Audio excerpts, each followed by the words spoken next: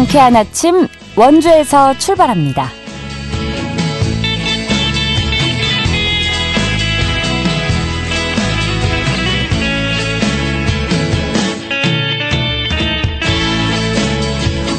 안녕하십니까. 3월 26일 수요일 KBS 원주방송국에서 보내드리는 상쾌한 아침 원주에서 출발합니다.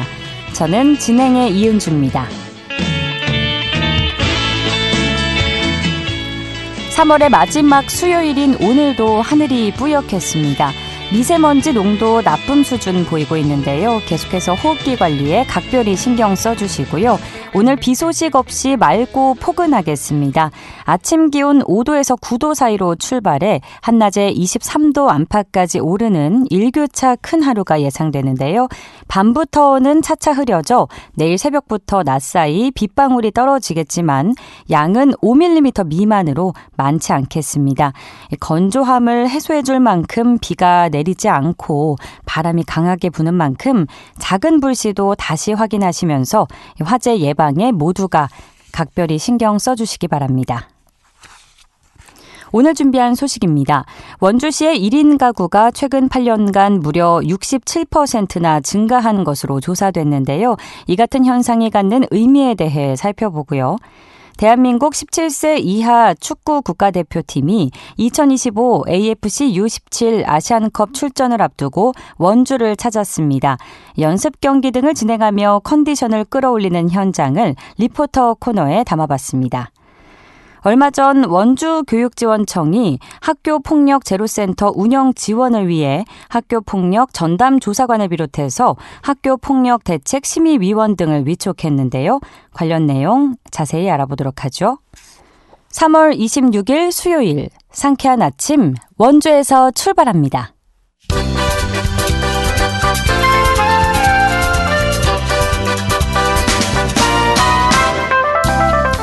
오늘의 뉴스입니다. 평창군 내 지난해 고용률은 80.6%이고 청년 고용률은 54.6%로 역대 최고를 기록한 것으로 나타났습니다. 군은 지난달 통계청이 발표한 2024 하반기 지역별 고용조사 시군구 주요 고용지표에서 군내 고용률이 80.6%를 기록해 전년 대비 2.08% 증가했고 지역 내 청년 고용률은 54.6%로 전년보다 15.3% 상승해 최근 5년 내 가장 높은 수치를 기록했다고 밝혔습니다. 특히 군내 고용률은 전국 군 단위 평균 고용률 69.4%에 비해 11.2%가 높은 것으로 나타났습니다.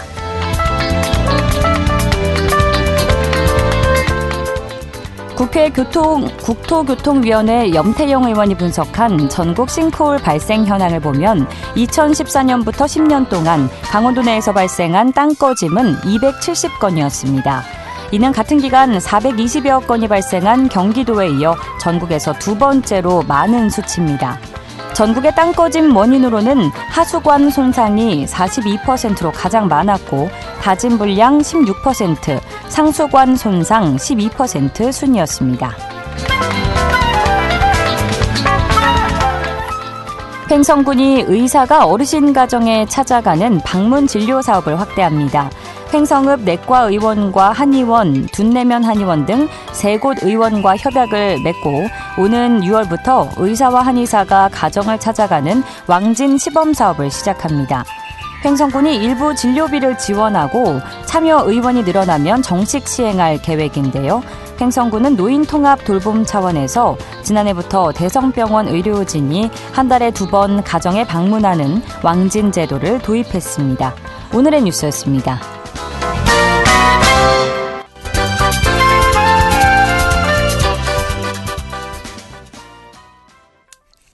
상쾌한 아침 원주에서 출발합니다. 함께하고 계십니다. 최근 강원연구원의 발표에 따르면 원주시 1인 가구가 최근 8년간 무려 67%나 증가해서 6만 가구를 돌파했는데요. 지역 경제의 중추인 20, 30대 청년층과 40대에서 64세 장년층이 대거 유입됐다고 합니다. 이 보고서를 발표한 강원연구원 조근식 박사와 자세한 내용 알아보겠습니다. 박사님, 안녕하십니까? 네, 안녕하세요. 네, 반갑습니다. 네, 반갑습니다. 먼저 강원도 1인 가구 특성 보고서를 발표하게 된 배경부터 말씀해 주실까요?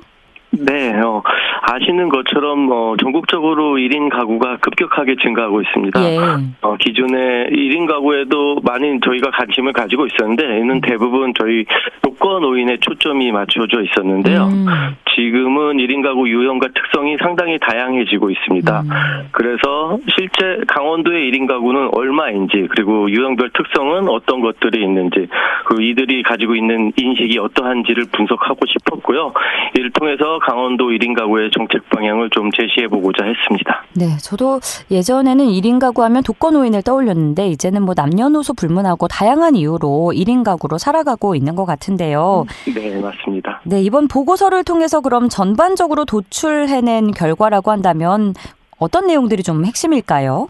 네, 일단 세 가지 정도로 좀 말씀을 드릴 수 있을 것 같은데요. 첫 번째는 역시 기본적인 것, 강원도 1인 가구 비율이 높다는 점입니다. 특히 고령인구 1인 가구 비율이 높다는 것을 다시 확인했는데요. 2023년 기준 강원도 1인 가구 비율은 전체 일반 가구의 38.82%로 전국 평균보다 3.35% 높았고요. 고령 인구는 33.79%로 전국 평균보다 6.48% 높은 것으로 나타났습니다. 그리고 두 번째는 방금 말씀드린 것처럼 1인 가구 특성이 상당히 다양하다는 것입니다. 1인 가구는 연령별 외에도 취업 여부, 경제 수준, 교육 수준, 주거 점유 형태, 혼인 여부 이런 것에 따라서 굉장히 다양하게 나타났습니다. 그리고 마지막으로 1인 가구의 사회적인 인식이 일반적인 다인 가구, 즉 2인 이상 가구와 다소 차이가 있다는 것을 확인했는데요. 강원도 사회조사 데이터를 분석한 결과 1인 가구는 전반적인 삶의 만족도, 그리고 소득과 소비 만족도, 주택 만족도 등에서는 다소 부정적인 인식이었고요. 전반적인 교통 및 강원도 정주의사 등에서는 다소 긍정적으로 나타났습니다. 그리고 특히 평일과 주말 모두 시간 사용 만족도에서 높은 인식을 갖고 있는 것으로 나타났습니다. 그리고 가장 큰 차이는 소득과 소비입니다. 그래서 1인 가구는 300만 원 미만 소득 구간의 가구 비율이 75.63%를 차지하고 있습니다. 거의 3분의 2 정도가 넘는데요. 다인 가구는 해당 구간 소득 비율이 34.75%에 불과합니다. 반면에 소비에 있어서도 300만 원 미만 소비 구간 비율이 1인 가구는 91.63%인데 반해서 다인 가구는 60.35%로 낮게 나타났습니다. 그래서 이런 특징들이 있다고 볼 수가 있겠습니다. 네, 강원도 1인 가구가 증가한 특성을 다양한 요인과 관련해 잘 정리를 해주셨는데 이제 보고서를 살펴보면 원주시 1인 가구가 2015년 3만 6천 가구에서 2023년 6만 1천 가구로 2만 4천 가구가 늘었다는 것을 알 수 있었고요. 이는 이제 강원도 18개 시군 가운데 가장 많은 증가치였는데 이렇게 특히 원주시로 유입된 1인 가구가 증가했다는 게 좀 어떤 의미가 있을까요? 아시는 것처럼 1인 가구는 이제 새로운 사회적 이슈로 부각이 된 상태인데요. 1인 가구의 증가가 그 규모의 증가, 형태의 다양화도 발생하고 있습니다. 그래서 이러한 1인 가구가 증가했다는 것은 원주시가 정책적으로 신경 써야 될 부분이 많이 증가했다는 것을 저는 의미한다고 봅니다. 그래서 연령별로만 봐도 기존의 1인 가구 하면 독거노인 중심의 정책이, 복지 정책이 다였지만 지금은 청년 1인 가구를 위한 주거 정책, 문화, 여가 정책 이런 것들이 필요하게 되었고요. 중장년 1인 가구를 위한 그 정책들, 고령 가구를 위한 정책들, 여성 가구를 위한 정책들 이렇게 되게 세분화될 수밖에 없습니다. 그래서 원주시의 고민거리, 일거리가 좀 늘어나는 게 아닌가라는 생각이 들고요. 다만 원주시가 이런 정책을 잘 수립해서 지속적인 1인 가구 유입 그리고 이들의 정책을 유도한다면 이들이 향후에 원주시의 성장 동력이 되지 않을까 싶습니다. 특히 청년 1인 가구의 정착과 결혼 그리고 아이 낳기라는 이 연결고리를 형성할 수 있는 정책을 형성한다는 것이 중요할 것 같습니다. 말씀 주시는 것처럼 이제 1인 가구 형태가 다양해지긴 했지만 그래도 우리 시에 적합한 정책을 만들어내기 위해서 원주시 1인 가구 증가의 특징을 좀 더 살펴본다면 어떤 점을 말씀해 주실 수 있으실까요? 네, 요거는 수치를 중심으로 말씀을 드리겠습니다. 그래서 2015년과 2023년 수치를 대비해서 비교해보면 우선 성별로 보면은 여성 1인 가구의 증가폭이 조금 더 큽니다. 2015년에는 여성 1인 가구가 더 적었는데요. 2023년에는 여성 1인 가구가 남성 1인 가구보다 더 많아졌습니다. 네. 그래서 23년 기준 여성 1인 가구는 39,904가구로 4가구이고요. 남성 1인 가구는 3707가구입니다. 좀 큰 차이는 없지만 그 역전됐다는 게 의미가 있는 거고요. 연령별로는 20대가 5,108가구가 증가했고요. 30대가 3,785가구, 40에서 64세, 40대, 50대, 60대 초반 합쳐서 8,200가구 정도, 그리고 65세 이상이 7,759가구로 증가했습니다. 그래서 이걸 증가율로 보면 뭐 그냥 보셔도 수치상으로도 20대의 증가율이 굉장히 두드러지게 나타나는데요. 증가율로 보면은 20대가 76.96%를 증가했습니다. 이 같은 비교되는 지역인 춘천이 61.69%, 강릉이 21.10% 증가한 거에 비하면 굉장히 큰 폭으로 증가했고요. 30대도 62.68, 40에서 64세도 54.51% 증가했고 65세 이상은 102.4% 증가했습니다. 그래서 65세 이상의 증가세는 전국적인 추세라는 것을 본다면 20대 이상의 20대 1인 가구 증가가 굉장한 수준이라고 볼 수가 있겠습니다. 네. 쉽게 정리를 하면 이제 젊은 여성분들이 원주로 많이 왔다는 얘기가 되겠네요. 뭐 그렇게도 볼 수 있습니다. 가장 특징적으로는 게를 보면 또 원주 1인 가구 증가는 아무래도 혁신도시 조성과 기업 이전 등에 따른 이제 젊은 층의 유입이 주요 요인으로 볼 수 있는 것 같은데 특히 청장년층 1인 가구가 많다는 점은 결국 지역경제 활동 인구 증가로 이어질 수 있다는 측면에서 좀 긍정적인 효과로 봐도 될까요? 긍정적으로 이어질 수 있는 부분이 좀 있다고 보지만 어쨌든 저는 부정적인 효과도 같이 있을 수 있다고 생각합니다. 그래서 어쨌든 청장년층 인구가 많다는 것은 지역경제 활동 인구 증가에 이게 일단 지역에 무언가 할 수 있는 게 있기 때문에 왔다는 거고 그게 긍정적으로 작용한다는 것은 비교적 명확하다고 보이는데요. 네.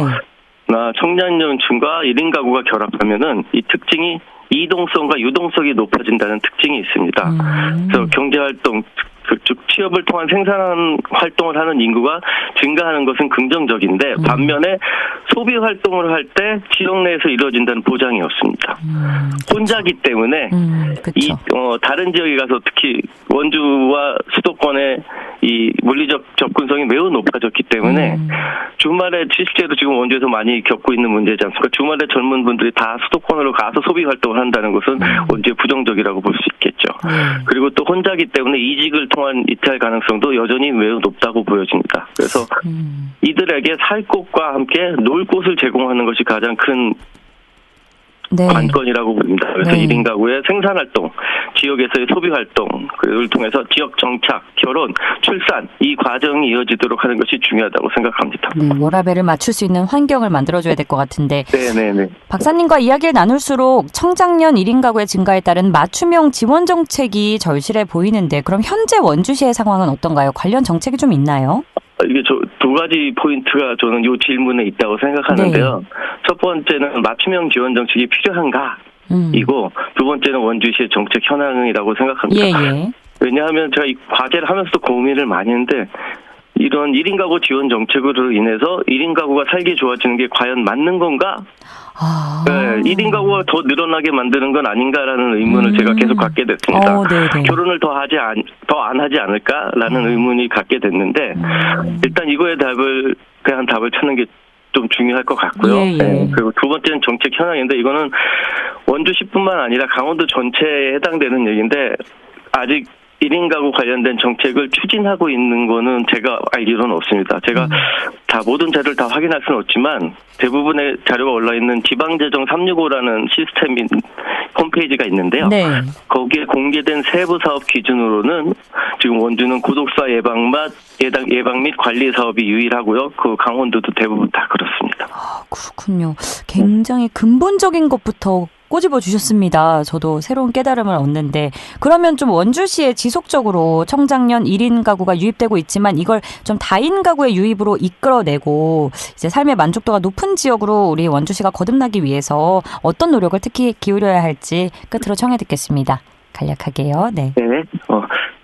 1인 가구 증가는 말씀드린 것처럼 중요한 사회적 이슈가 이미 됐고요. 이들에 대한 지원이 필요한 것도 저는 맞다고 생각합니다. 다만 어느 정도까지 지원할 것인가의 문제가 아까 말씀드린 것과 이렇게 매칭이 되는데요. 네.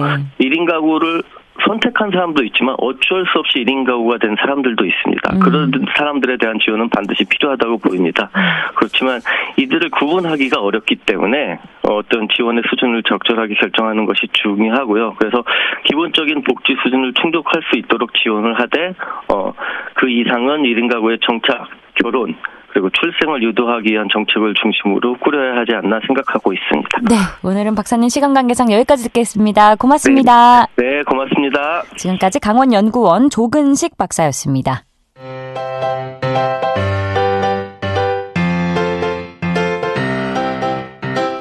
KBS 원주방송국이 유튜브 다시 듣기 서비스를 실시합니다. 매일 아침 강원 영서남부권의 뉴스와 정보를 전해드리는 상쾌한 아침 원주에서 출발합니다는 KBS 원주라디오 유튜브 채널을 통해 다시 들을 수 있습니다.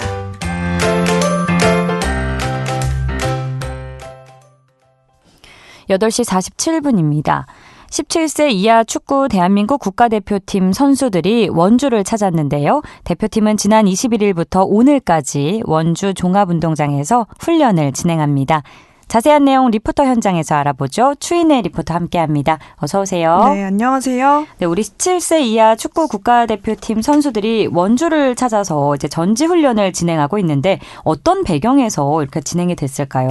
네, 지난 21일 대한민국 17세 이하 축구 국가대표팀 선수들이 원주 종합운동장을 찾았습니다. 다가오는 4월 사우디에서 열릴 아시안컵 출전을 앞두고 원주에서 마지막 전지 훈련을 진행하고 있는데요. 네. 지난 21일부터 오전, 오후로 나눠서 체력 훈련, 전술 훈련, 연습 경기를 진행하면서 경기력을 최상으로 끌어올리기 위한 훈련을 진행했습니다. 용인대와 연습 경기를 가진 데 이어 지난 24일에는 상지대 축구팀 선수들과 함께 연습 경기를 치렀고요. 선수들은 오늘 26일 출국 바로 전까지 원주 종합운동장에서 훈련을 진행합니다. 원주시와 원주시 체육회도 원주 종합운동장을 찾아서 선수들을 격려했고요. U17 축구 국가대표 주장 구현빈 선수에게 종합운동장에서 연습을 해본 소감과 앞으로의 각오에 관해 들어봤습니다. 해외 못지못하게 좀 잔디 상태가 너무 좋고 저희가 잘할 수 있게 좀 시설이나 환경이 좀 좋은 것 같아요. 패스하고 워밍업 하다가 상지대랑 연습 경기 있습니다. 일단 아시안컵 본선 가기 전에 이게 최종 리허설이기 때문에 저희가 가서 잘할 수 있도록 연습하고 있습니다. 일단 개인적인 각오는 부상자 없이 잘 마치는 것이고 팀적인 각오는 무조건 아시안컵 우승하는 게 각오인 것 같습니다. 이번을 계기로 원주시 체육기반 시설을 확대해서 훈련 명소로 거듭날 준비를 하고 있다고요? 네, 이번 선수들이 원주를 훈련 장소로 선택한 이유는 바로 원주의 교통망인데요. 수도권과 거리가 멀지 않고 또 선수 숙박과 식사 등의 기반 시설도 좋았다는 평가를 받았습니다. 앞서 인터뷰한 구현빈 선수는 잔디장의 질이 좋다는 점도 언급을 했는데요. 네. 원주시는 이런 장점을 살려서 앞으로 다른 선수들도 원주를 찾을 수 있도록 원주시의 전지훈련 명소화에 나섭니다. 2027년까지 동부권역 종합체육단지에 대회규격 축구장 2면을 만들고 근처에는 축구 전용 체육단지가 들어설 예정입니다. 사업비 200억 원이 넘는 규모고요. 기업단지에도 축구단지를 조성해서 2년 안에 지역 내 축구장을 14곳까지 늘릴 예정입니다. 여기에 체육시설 확충 정책으로 수영과 야구를 비롯한 다른 종목의 훈련 기반시설도 넓힐 예정입니다. 이를 통해서 전국의 체육 선수들이 찾는 원주시가 될 수 있도록 본격적으로 전지훈련단 모집에도 나설 계획인데요. 원주시 서병아 문화교육국장에게 이번 선수들의 원주훈련 의미와 또 앞으로의 계획에 관해 이야기 들어봤습니다. 서울하고 원주에서 가까우니까 우리 국가대표 선수들이 원주 와서 훈련하는데 아마 거리도 가깝고 그리고 또 지금 종합운동장이 아마 그 잔디 상태가 굉장히 지금 좋은 상태입니다. 그래서 지금 강원FC나 지금 실업팀 경기는 지금 못하고 있는데 조명시설이나 이런 게 좀 부족해서 그렇긴 한데 앞으로 저희가 전국체전이나 뭐 이런 유치를 통해서 종합운동장을 별도로 장기적으로 봤을 때 새로 신축을 해서 강원FC 프로팀 경기도 하고 그리고 국가대표팀들이 이렇게 지금 오늘은 U17세 이하 선수들이 왔는데 나중에는 뭐 성인 선수들도 와서 훈련할 수 있는 그런 조건을 좀 갖추려고 하고 있습니다. 원주시의 거리와 또 시설적인 장점을 살려서 원주시가 정말로 전지훈련의 명소로 거듭나면 좋겠는데요. 자, 이번에 원주를 찾은 대한민국 17세 이하 축구 국가대표 선수들이 아시안컵 출전을 앞두고 있는데 이 선수들이 출전하는 아시안컵 어떻게 진행될 예정인지 끝으로 전해주시죠. 네, 오늘 저녁까지 원주에서 훈련을 하고 저녁에 아시안컵이 열리는 사우디아라비아로 선수들이 출국하는데요. 우리 선수들이 참가하는 AFC U17 아시안컵은 4월 3일부터 20일까지 열립니다. 한국은 C조에 속해서 인도네시아, 아프가니스탄, 예멘과 조별리그를 치르는데요.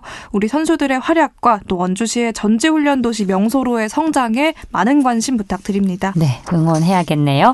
자, 오늘 소식 고맙습니다. 추인혜 리포터였습니다. 네, 감사합니다.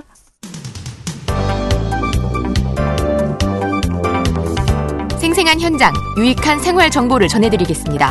KBS 원주라디오 상쾌한 아침 원주에서 출발합니다를 함께하고 있습니다. 지난 3월 원주교육지원청이 학교폭력 제로센터 운영 지원을 위해 학교폭력 전담 조사관을 비롯해서 갈등 전환 지원단과 신규 학교폭력 대책심의위원 위촉을 진행했는데요. 학교폭력 제로센터에서 앞으로 어떤 역할을 하게 되는지 원주교육지원청 김인숙 학교폭력 제로센터장과 이야기 나눠보겠습니다. 센터장님 안녕하십니까? 네, 안녕하세요. 원주교육지원청 학생지원센터장 김인숙입니다. 네, 먼저 학교폭력 제로센터가 언제 어떤 이유로 설치하게 됐는지 배경부터 말씀해 주시죠. 네, 학교폭력 제로센터는 2023년 교육부에서 학교폭력 근절 종합대책의 일환으로 만든 건데 작년부터 모든 시군교육지원청에서 설치해서 운영하고 있습니다. 네, 학교폭력 근절을 위해서요. 네. 자, 그럼 최근 3년간 발생한 학교폭력 접수 비율은 어느 정도이고 이 학교폭력 대책 심의위원회 개최 요청 건수는 얼마나 됐는지도 알려주실까요? 네, 최근 3년간 원주 지역 학교폭력 접수 건수는 800여 건 정도가 됩니다. 그런데 작년에는 2023년도에 비해서 100건 정도가 학교당 종결로 줄었습니다. 심의위원회 개최를 요청한 건수는 350에서 한 400건 정도, 자체 해결 비율이 47%입니다. 학교에서 예방교육과 자체 해결 노력을 많이 해주셔서 아마 심의 요청 건수도 100건 정도 줄었다고 생각합니다. 그나마 다행인 것 같은데.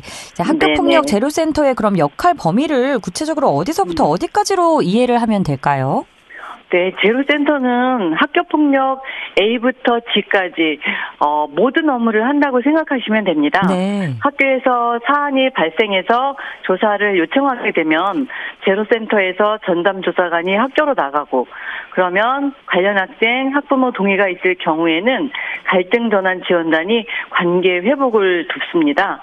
또 심의 이후에도 피해 학생 회복 지원, 또 법률 상담 등의 지원도 저희 제로센터에서 하고 있습니다. 그렇군요. 다 담당을 해주시는 것 같은데. 네. 학교폭력 제로센터 운영 지원을 위해서 학교폭력 조사관과 갈등전환 지원단 또 학교폭력 대책 심의위원 등을 얼마 전에 위촉을 하셨는데 각각의 역할이 있는 만큼 자격 또한 좀 깐깐하고 세심하게 살펴서 위촉을 하셨을 것으로 생각이 됩니다.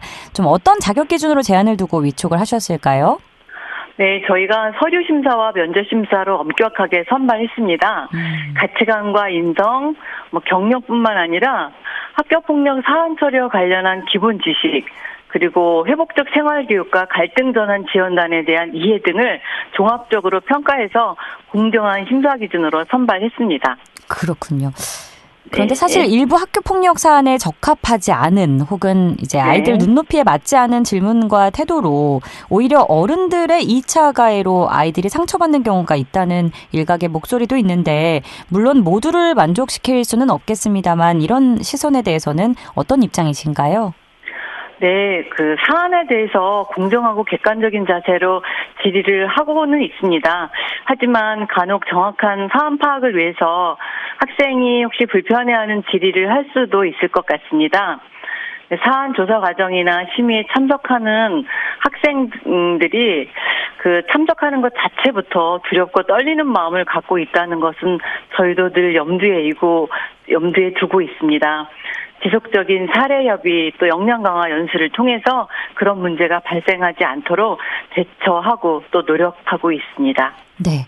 학교폭력 사안 또한 이제 날로 변화하고 있는 것이 현실인데 앞으로 이름 그대로 학교폭력이 제로화되는 그날까지 그럼 센터가 궁극적으로 학생이나 학부모님들께 당부하실 말씀은 무엇인지 여쭙고 싶고 학교폭력 제로센터가 그 중심에서 어떤 노력을 해나갈 계획이신지 청해 듣겠습니다. 네, 공동체 생활하는 학교에서 학생 간의 갈등이 없을 수는 없다고 봅니다. 저희가 지향하는 것은 학교 현장이 수업과 생활교육에 집중하고 학생들은 갈등을 건강하게 해결하고 또 평화롭고 안전한 학교 생활을 하는 것입니다. 학생들이 자발적인 책임을 지고 또 그들의 피해를 회복하고 관계 회복을 통해서 다양한 학교폭력 예방 교육과 공정한 사안 처리를 위해서 저희가 더욱 노력하도록 하겠습니다. 네, 진정으로 학교폭력이 없어지는 그날까지 많이 애써주시고요. 오늘 말씀 고맙습니다. 감사합니다. 지금까지 원주교육지원청 김인숙 학교폭력 제로 센터장이었고요. 3월 26일 순서 여기서 마칩니다. 저는 내일 아침 8시 30분에 다시 찾아뵙죠. 진행의 이은주였습니다. 여러분 좋은 하루 보내세요.